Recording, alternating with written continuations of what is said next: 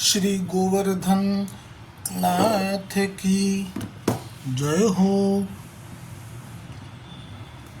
श्री गोकुलनाथ जी विरचित श्री हरिराय जी महाप्रभु जी प्रणीत 84 वैष्णवन की वार्ता क्रमांक 83 जो अधूरो हतो कुंभनदास जी को तामे वार्ता प्रसंग छठो अब श्री गोकुलनाथ जी कृपा करी वर्णन करे है। एक समय श्री गुसाई जी आपू श्री गोकुल में श्री नवनीत प्रिय जी सो विदा मागी के श्री द्वारिका जी पधारी वे को विचार किए। सो परदेश में दैवी जीवन के उद्धार्थ ये प्रसंग कल शुरू કર્યો હતો। तामे एक वैष्णव ने श्री गुसाई जी सो कह दियो जो कुंभनदास की बात चली तब काहू वैष्णव ने श्री गुसाई जी के आगे यह बात कही जो महाराज कुंभनदास जी के घर आजकल द्रव्य को बहुत संकोच है। सो कहते जो घर में परिवार बहुत है, जो 7 बेटा है और 7 बेटा की बहू है और आपू स्त्री पुरुष और एक भतीजी। सो ताहू में आए गए वैष्णवन को समाधान करत है और आमदनी तो थोड़ी सी है એટલે કે એમને આવક થાય છે એ તો ખેતરમાં જ્યારે નાનું ખેતર છે એમાંથી જે આવક થાય છે તે જો પરાસોલી में खेती है तामे निर्वाह टेटी फूलन सो करत है એટલે કે ખેતી બીજી કશી નહીં टेटी फूलोनी। यह बात सुनी के श्री गुसाई जी ने अपने मन में राखी। ता पाछे जब कुंभनदास जी श्री गुसाई जी के दर्शन कुआए तब दंडवत करी के ठाड़े होई रहे। तब श्री गुसाई जी कहे जो कुंभनदास जी बैठो। तब कुंभनदास जी बैठे। पाछे श्री गोसाई जी सगरे वैष्णवन को विदा करी के कुंभनदास सो कहे जो कुंभनदास जी हम श्री द्वारिका के मीस आ शब्द बहु ज महत्वनो छे। कोईने पण एम थाय के श्री गोसाई जी ए तो साक्षात व्रजना ज श्री कृष्णचंद्र छे तो शा माटे आप द्वारका जगन्नाथपुरी आप पधारता ए पण वारंवार। तो एनो जवाब एक ज शब्दोमांथी अर्थनो प्रकट थाय जे श्री गोकुलनाथजीए स्पष्ट लख्यो छे कि हम श्री गुसाई जी श्रीमुखથી કહી રહ્યા છે કે हम श्री द्वारिका के मीस એટલે બહાને। આ બહાનું છે। બહાનું એટલે કેમ તો કે દ્વારિકા જઉં છું એવું લોકોને લાગે અને હું દ્વારિકા જઉં છું એટલે બધાને એમ કે જાત્રા કરવા જાય છે। તો આ જે જાત્રા કરવા જવાનો ભાવ જે છે બહાનું જે છે એ મૂળ છે વૈષ્ણવોને અંગીકાર એટલે કે જે દૈવી જીવો ભૂતલ પર પડ્યા છે કેટલાય જન્મો થઈ ગયા છે તેમનો ઉદ્ધાર કોઈ પણ સંત મહંત કે અન્ય સંપ્રદાયના આચાર્યની પરંપરાથી ચાલતા સંપ્રદાયના મહંતોથી પણ થઈ શકવાનું નથી। એ જીવોને અંગીકાર કરવા માટે આપ જ આવી રીતે યાત્રા કરતા ત્યારે દ્વારિકાધીશજીના દર્શન કરવા જાય છે એ બહાને નીકળતા અને જ્યાં જ્યાં માર્ગમાં આપ પડાવ કરતા ત્યાં ત્યાં આપ એ જીવોને આપની કૃપાબળથી પ્રમેયબળથી ખેંચતા। એટલું જ નહીં આપ એમને વ્રજના શ્રી કૃષ્ણચંદ્રના સાક્ષાત દર્શન કરાવતા। ફક્ત તે જ જીવને થાય બીજા કોઈને ન થાય। અને પછી એ જીવ જાલ્યો ના રહેતો અને ચરણમાં પડીને કહેતો કે આપ મારો અંગીકાર કરી લો, હવે મારો છેડો આવી ગયો, હવે આપ જ છો મારા. ધરતીનો છેડો ઘર, એમ પુષ્ટિ માર્ગનો છેડો શ્રી વલ્લભ વલ્લભકુલ. તહા અનેક વૈષ્ણવન સો મિલાપ હોઈ ગો. सो वैष्णवन ने बहुत विनंती पत्र लिखे हैं. आ चर्चा कोण कोनी साथे करी रही है? श्री गोसाईजी कुंभनदासजी साथे करी રહ્યા છે. અને આ કોણ કુંભનદાસજી છે કે જેમને ક્ષણવાર પણ વિયોગ થાય છે શ્રી ગિરિરાજ ગોવર્ધન ઉપર બિરાજેલા શ્રીનાથજી મહારાજનો, તો તેમનો જાણે કે જીવ નીકળી જાય છે.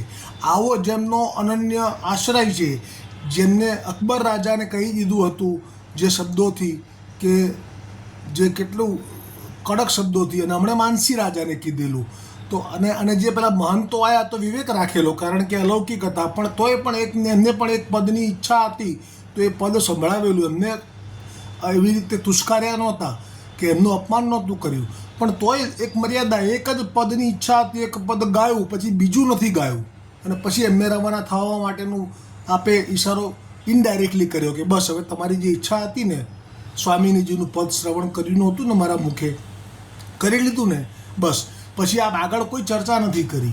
આવો જ એમનો ભાવ. હવે એમને શ્રી ગુસાઈજી એમ કહે છે કે હવે હું છે ને તે દ્વારકા યાત્રા કરવા જઈ રહ્યો છું ને, તો મારે બધા માર્ગમાં વૈષ્ણવોનો અંગીકાર કરવાનો છે ને, તો વૈષ્ણવોને બહોત વિનંતી પત્ર લીખે હે. એટલે આપ જ્યારે યાત્રા કરતા ત્યારે વૈષ્ણવોના વિનંતી પત્રો આપને મળતા, અને આપ વૈષ્ણવો ખૂબ ખૂબ વિનંતી કરતા કે રાજ કૃપાનાથ ગોકુળના નાથ શ્રી ગુસાઈજી પ્રભુ, આપ જલ્દી બેગી અમારા ગામમાં પધારશો. આવા વિનંતી પત્રો જ્યારે ભેગા થાય ત્યારે ગુસાઈજી આપ કહે છે કે એટલે મારે અવશ્ય જવું જોઈએ, અવશ્ય જાનો હૈ, સો તુમ હમારે સંગ ચલો. આ જે વાક્ય છે તુમ હમારે સંગ ચલો, એ કુંભનદાસજી માટે કેટલું બધું ભારે રહ્યું હશે. કારણ કે આજ્ઞા કોની છે? સાક્ષાત મહાપ્રભુજીના આત્મજ ગુસાઈજીની. આપ મહાપ્રભુજીના સેવક છે, પણ હવે અત્યારે તો મહાપ્રભુજી લીલામાં છે, એટલે મહાપ્રભુજીના આત્મજ એ જ એમના માટે તો વલ્લભની આજ્ઞા. અને આવી આજ્ઞા કુંભનદાસજીને જો થાય તો શું કુંભનદાસજીની સ્થિતિ થઈ હશે એનું વર્ણન કોણ કરી શકે? એટલે આપ જ્યારે ગુસાઈજી આજ્ઞા કરે છે ત્યારે એની પાછળનો ભાવ બહુ જ ક્લિયર છે કે જે વૈષ્ણવે આવી અને શ્રી ગુસાઈજીને એમ કહી દીધું વાતથી વાતમાં કે કુંભનદાસજીને દ્રવ્યનો, ગઈકાલે એ પ્રસંગ આવેલો કે કુંભનદાસજીને દ્રવ્યનો બહુ સંકોચ છે, અને બધાની વચ્ચે કહેલું. અને દ્રવ્યનો સંકોચ છે એટલું જ નહીં, એમને 7 પુત્રો છે, પુત્રવધુઓ છે, પૌત્રો છે, પોતાની પત્ની છે, અને એમને ઘરમાં વૈષ્ણવોની આવન જાવન રહે છે. આ બધું જૂઠું. વૈષ્ણવોની આવન જાવન રહે જ નહીં, કારણ કે આપ તો આખો દિવસ રાત્રિએ સૂઈ જાય છે અને સવારે ઉઠીને ચાલી નીકળે છે, અને ત્યાં જ ચંદ્ર સરોવરમાં આવતા પહેલાં શૌચાદિ ક્રિયા કરી લે છે. ચંદ્ર સરોવરમાં સ્નાન કરી ખેતર ઉપર આવી તિલક ચરણામૃત લઈ અને આપ તો શ્રી ગોવર્ધનનાથજીની રાહ જુએ છે, અને સંપૂર્ણ લીલાના આપ ભાગીદાર થાય છે અનુસર પછીની, અને ત્યાં આપ કીર્તનની સેવામાં છે, વલ્લભની આજ્ઞા છે. હવે આ સમયમાં ક્યાં એમને વૈષ્ણવોની આવન જાવન આવી? પણ આ જે વૈષ્ણવે કહ્યું કે એટલે એમને દ્રવ્યનો સંકોચ છે. તો આ જે ભાવ છે, ગઈકાલે મેં એટલા માટે જ દોડ ગાયું કે દાજે બળનારા છો બળતા, સારી ખોટી વાતો કરતા, આઠે પહોરે આનંદ મારે, અલબેલાની સાથમાં એક શ્રીનાથજીના હાથમાં. મેં તો સગળું સોંપ્યું શ્રીનાથજીના હાથમાં. એટલે જેમના જીવનમાં લૌકિક ક્યાંય છે જ નહીં, એવા કુંભનદાસજી માટે આવી વિનંતી જો થઈ હોય તો એમાં 2 ભાવ છે. ક્યાં તો કોઈ વૈષ્ણવોએ એવો એમને ભાવ થયો હોય કે ના, કુંભનદાસજીને તો તકલીફ હશે જ હો, અને ક્યાં તો કુંભનદાસજીના ઘરમાંથી કોઈએ કેવડાયું હોય. એમની તો હિંમત ના થાય કુંભનદાસજીની વહુજીની, કારણ કે એ તો માગીને બેઠી છે કે મારે તો 7 પુત્રો જોઈએ, એટલે મહાપ્રભુજીએ 7 પુત્રો આપી દીધા છે. હવે એ તો આવે નહીં, એટલે એ શું કરે? કોઈ વૈષ્ણવને કહે કે જુઓ ને, ધણીજનો ભગત ઘરમાં, નથી રસ એ જીવતરમાં, કહીએ ત્યારે જવાબ આપે, કરે ગાડી ગેલી વાત. એટલે જેનો આવો ભાવ હોય જેની પત્નીનો, એ શું કરે? કોઈને મોકલે, અને એ આવે અને એ જેવું કુંભનદાસજીની પત્નીએ શીખવાડ્યું હોય એવું બધું ગુસાઈજી પાસે બોલે. એટલે ગુસાઈજીને બધાની વચ્ચે જ્યારે આવી વિનંતી આવે એટલે એનું સમાધાન કરવા માટેની એક આ લીલા છે માત્ર. એ પછી સમજાશે કે આ લીલા છે. અત્યારે તો આપણે આજ્ઞા કરી જ દીધી કે તમારે મારી સાથે આવવાનું છે. સો તુમ હમારે સંગ ચલો. હવે આ સાથે લઈ જવાનું કારણ શું? જેમ કે આર્થિક સંકોચ છે એવું જે કહ્યું હતું પેલા વૈષ્ણવે દ્રવ્યનું, એટલે એનું કારણ સમજાવ જવાબ આપે છે. સો ભગવદીયન કો વિરહ કો ક્લેશ બાધા ન કરે. એટલે કે જે ભગવદીઓ છે જે અમારી સાથે આવવાના છે ગુજરાતની યાત્રામાં, એ લોકોને પણ જે વિરહ છે એ એમને બાધા નહીં કરે, કેમ કે તમારો સંગ મળશે ને. ઓર ભગવદીયન કો કાલ આછે વ્યતીત હોય અને તમારા સંગથી બધાને સરસ સમય પસાર થઈ જશે. સો તિહારે સંગ તે કછું જાણ્યો પડે, અને તમારા સંગથી બધાને કંઈ ને કંઈ જાણવા મળશે ઠાકોરજીની લીલાને વગેરે. ઓર હમને સુન્યો હૈ, જો હવે વાત આવી, જો મૂળ વાત, જો હમને સુન્યો હૈ તિહારે ઘર દ્રવ્ય કો સંકોચ હૈ, સૌ કાર્ય સિદ્ધ હોય ગો. કેવી રીતે? તાસો તુમકો સર્વથા ચલ્યો ચાહીએ. અમે સાંભળ્યું છે કે તારે ત્યાં ઘરે દ્રવ્યની બહુ તકલીફ છે અને એટલા માટે જ તારે અમારી સાથે આવવું જોઈએ. એટલે એ કેવી રીતે દ્રવ્યનો સંકોચ દૂર કરાવશે એ આવશે. તબ કુંભણદાસજીને શ્રી ગુસાઈજી સો વિનંતી કીની, જો મહારાજ આપુ કે સામે હમસો બોલ્યો નાહી જાત હૈ. ગુસાઈજી એટલે માનો કે એમના માટે તો મહાપ્રભુજી જ છે, આત્મા જ છે આપના. આપ સેવક મહાપ્રભુજીના છો, પણ આપ ગુસાઈજીને પણ મહાપ્રભુજીથી કમ નથી સમજતા. એટલે જાણે કે મહાપ્રભુજી જ બોલ્યા એવો આપના હૃદયમાં આજ્ઞાનો આદર છે.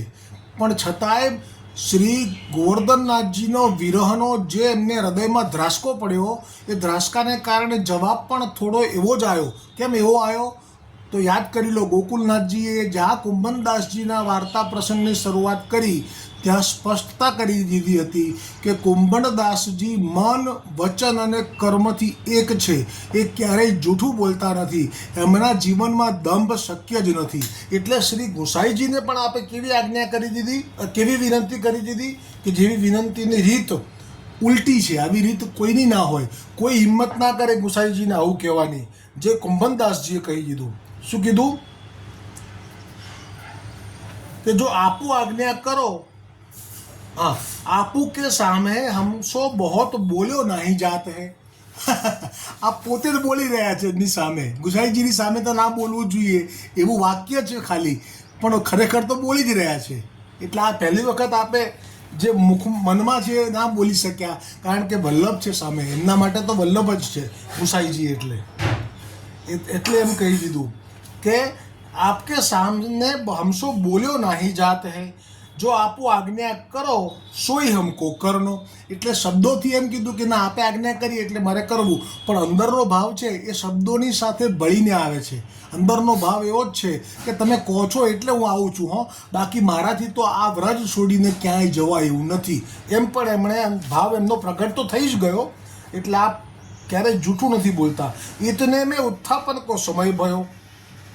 હવે જે આ જે લીલા છે, શ્રી ગુસાઈજી પ્રભુને પણ બધી ખબર છે કે કુંભનદાસજી મહાપ્રભુજીના સેવક છે, એમનામાં કેવો આશ્રય છે ગોવર્ધનનાથજીનો.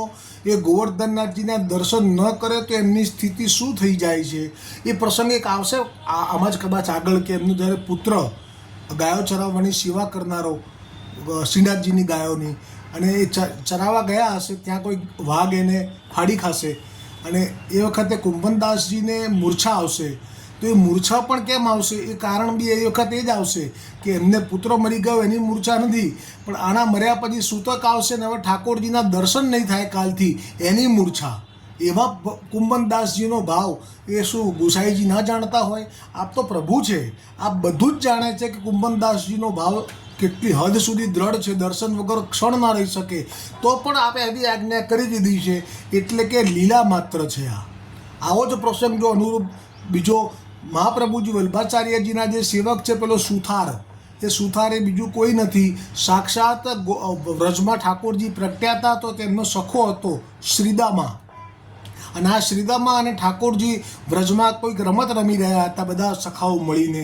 એમાં ઠાકોરજી હારી ગયા, શ્રીદામો જીતી ગયો. એટલે જે આમાં હારે એને ઘોડો થવું પડે અને જે જીતે એ એની પીઠ ઉપર ચડી જાય, ઘોડાને ઉપર ચડે એવો ભાવ રાખીને, અને પછી તબડક તબડક બોલે, અને પછી પેલો જે ઘોડો બન્યો હોય એ પોતાના ઘૂંટણ ઉપર ચાલે. આ રમતનો એક ભાગ હતો. આમાં શ્રીદામા જીત્યા એટલે સ્વાભાવિક જ એ તો ઠાકોરજીના કીધું કે તમે ઘોડો બની જાઓ, તો ઠાકોરજી ઘોડો બની ગયા, ઘૂંટણ ઉપર આવી ગયા, 2 હાથ અને 2 ઘૂંટણ, અને આ પાંકા વાળીને જમીન સરખા થઈ ગયા. એની ઉપર ચડી ગયા શ્રીદામાજી. અને જ્યાં શ્રીદામાજી ઉપર ચડ્યા અને ઠાકોરજીને કે ચલો તબડક તબડક મારો ઘોડો ચાલ્યો, અને જ્યાં ઠાકોરજી ચાલવા લાગ્યા એવી રીતે ઘોડો બનીને. અને આ દ્રશ્ય જે મને જોયું એમાંથી એક જણ એવો હતો કે જે થોડો ચાંપલો હતો, એ જઈને સ્વામીજીને કહી આવ્યો કે આજે તો શ્રીદામા ઠાકોરજીને ઘોડો કરી એમની ઉપર ચડ્યા.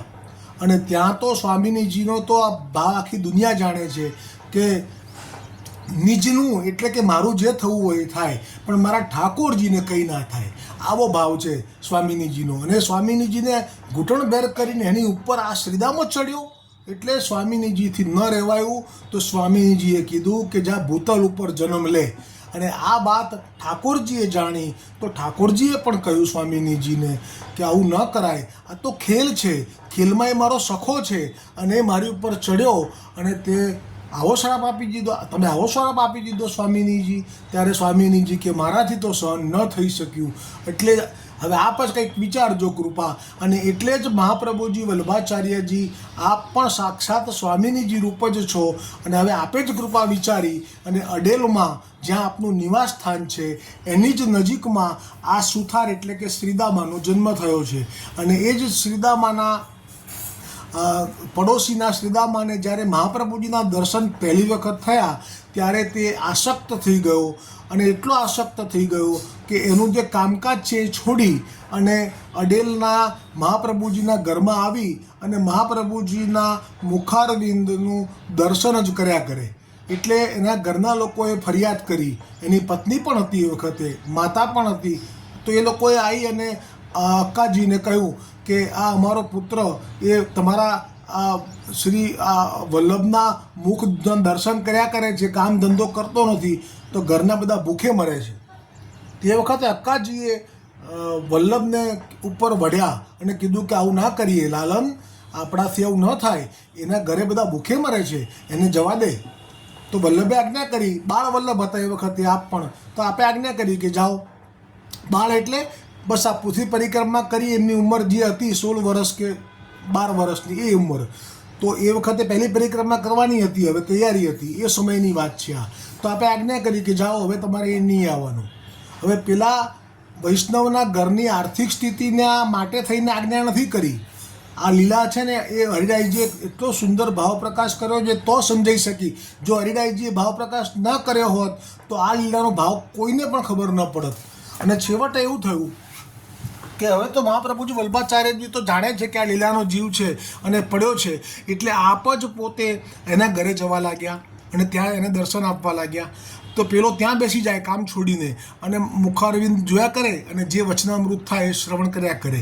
એટલે વળી પાછો કામ ધંધો છૂટ્યો.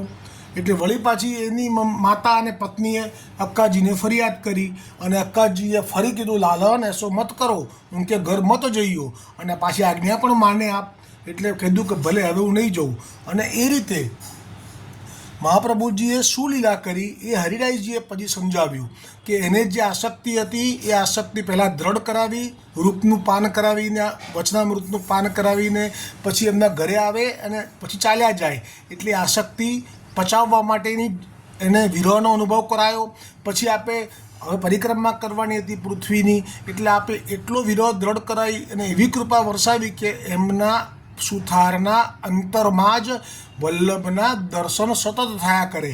અને પછી આપે પરિક્રમા પૃથ્વીની શરૂ કરી. અને એ વખતે આપે જે દ્રષ્ટાંત આપ્યું છે હરિરાયજીએ, એમાં તો એવું કહ્યું છે કે ઠાકોરજીએ જેવી રીતે કેવી રીતે આ વિરહદાનથી કૃપા કરી?